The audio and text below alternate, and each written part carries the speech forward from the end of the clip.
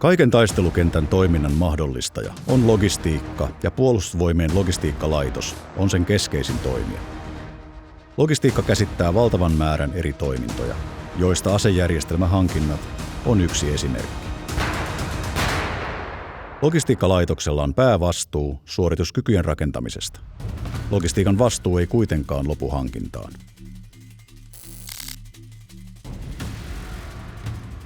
Asejärjestelmien elinkaari tarkoittaa materiaalin varastointia, varaosia, huoltoa, käyttöön liittyvää logistiikkaa, infrastruktuuriprojekteja, satojen asiantuntijoiden työpanosta, päivityksiä ja lisähankintoja.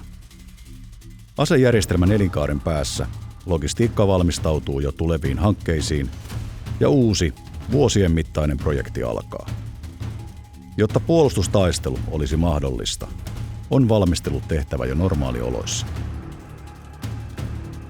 Logistiikkalaitos vastaa laajasta kokonaisuudesta, jolla mahdollistetaan Puolustusvoimien toiminta ja taistelukyky. Puolustuskyky pidetään yllä varautumalla niin kotimaassa kuin kansainvälisten verkostojen avulla.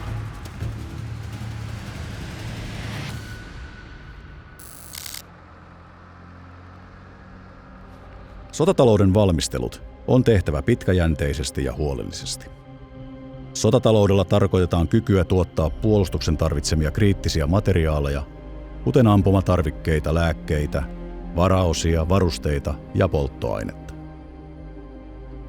Logistiikkalaitos ohjaa myös laajaa kumppaniverkostoa. Kumppanit tuottavat kriittisiä muonituspalveluja, kaluston kunnostusta ja huoltoa, valmiusrakentamista ja monia muita korkean osaamisen palveluja. Taisteluihin valmistautuminen alkaa joukkojen perustamisella. Logistiikkalaitos vastaa varastoidun materiaalin nopeasta hajauttamisesta. Varastointi ja hajauttaminen on suunniteltu siten, että vihollisen tulivaikutus ei kykene lamauttamaan joukkojen perustamista. Samalla perustetaan myös logistiikkalaitoksen omat joukot. Logistiikkarykmentit ottavat vastaan kansainväliset joukot ja hoitavat niiden tuen aina keskittämisalueelle.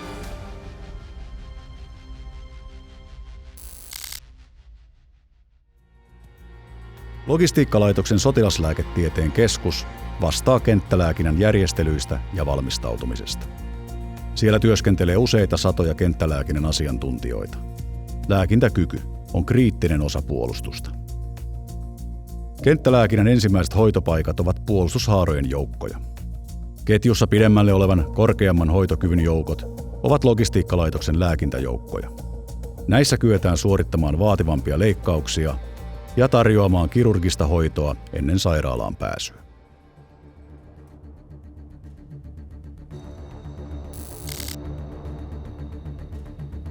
Logistiikkakomppaniat ottavat vastaan materiaalivirrat ja syöttävät ne edelleen taistelevien joukkojen huoltoon. Logistiikkakomppanioilla on kyky kuljettaa suuria määriä materiaalia, hoitaa joukkojen vesihuoltoa, käsitellä räjähteitä ja kyky hajautettuun kenttävarastointiin. Hankinnat eivät lopu joukkojen perustamiseen. Logistiikkalaitoksen esikunnan, räjähdekeskuksen ja järjestelmäkeskuksen asiantuntijat jatkavat uusien asejärjestelmien ja ampumatarvikkeiden hankintaa. Puolustustaistelu kuluttaa massiivisia määriä puolustustarvikkeita, joita hankitaan kumppanien, kansainvälisten verkostojen ja liittolaisten kautta. Logistiikkalaitoksen kriittinen tehtävä on varmistaa kyky jatkaa puolustustaistelua niin pitkään kuin tarvitaan.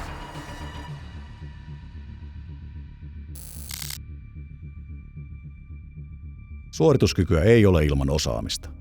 Logistiikkakoululla koulutetaan niitä osaajia, jotka varmistavat logistiikkajärjestelmän toimivuuden.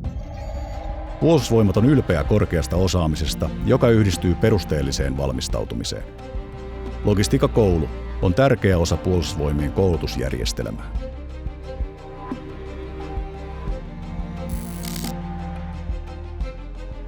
Vaikka painopiste on puolustustaistelun mahdollistamisessa, on toiminnan oltava vastuullista kaikilla tasoilla.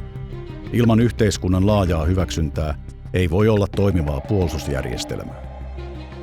Logistiikkalaitoksella on laajaa asiantuntemusta ja päivittäistä toimintaa, jotka koskevat ympäristöä, tilojen ja alueiden hallintaa, asevelvollisten tukea, vastuullisia hankintoja ja monia muita jokapäiväistä elämää koskettavia asioita.